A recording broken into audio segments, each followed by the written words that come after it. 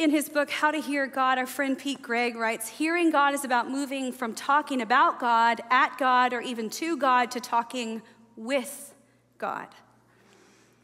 That quote has stuck out to me all week, I think because of the imagery that's evoked in my mind when I think about talking with God. With implies that I am present, not just to his words, but to him.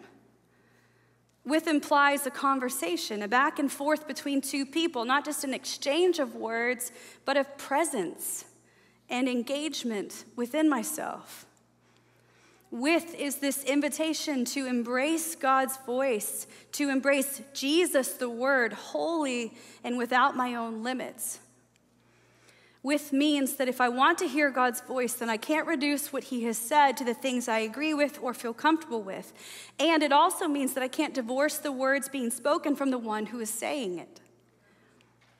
With. This is a word that John uses to describe Jesus, to describe the voice of God. In Jesus, we no longer have the luxury of demanding God's words in a one-dimensional kind of way. God's voice coming through a person means that his voice now would be defined both by actual words and presence. And one without the other would mean the absence of the fullness of God's voice in our lives. Bible college has this way of forcing the images of the scriptures into your mind. They kind of get paid to do that, so good job.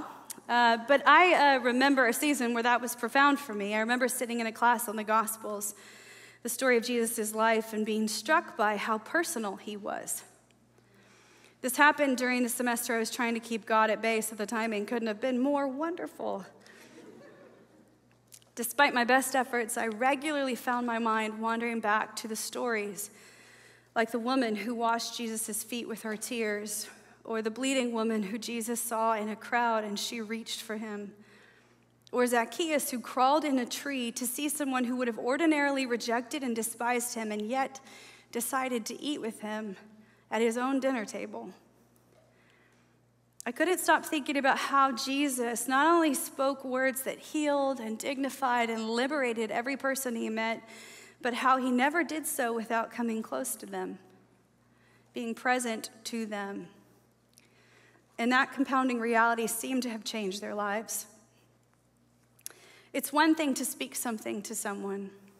It's another thing to be present with them. And I think we all know that. It's one thing if you said you're moving across the country and I was like, wonderful, goodbye. And you never saw me again.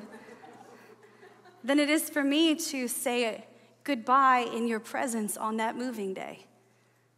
To be a witness to the love that is between us and to the grief that now exists. I learned that reality all those years with being without my mom. I learned that people's words and presence could do something to you that was transcendent. When someone stepped into the words that they spoke to me during that season, when someone spoke words and then lived them towards me, it changed me. It changed my experience of their words and my experience of their love. It changed the way I saw myself and my circumstances. Presence and words unlock life, even in the darkest of places. And God, the creator of life itself, knew that. He knows that. And that's what John's getting at. God sending Jesus to be the clearest representation of his voice meant that he would no longer speak through others and then to us. It meant that he would come close enough for us to know his voice and to know that it was never just about the words he was speaking, but about heaven overlapping earth, his love coming close enough to touch us, about bringing a presence, a person to us that would animate and shape every word he spoke into the truest expression of his heart. That reality showing up. If that's not love, then I'm not sure what is. In Jesus, we see God's voice most clearly. We see that what has been true from the beginning is still true today. We see that God's voice isn't just a platform for rhetoric or religious practice or rules, but it is something that's rooted and formed in relationship.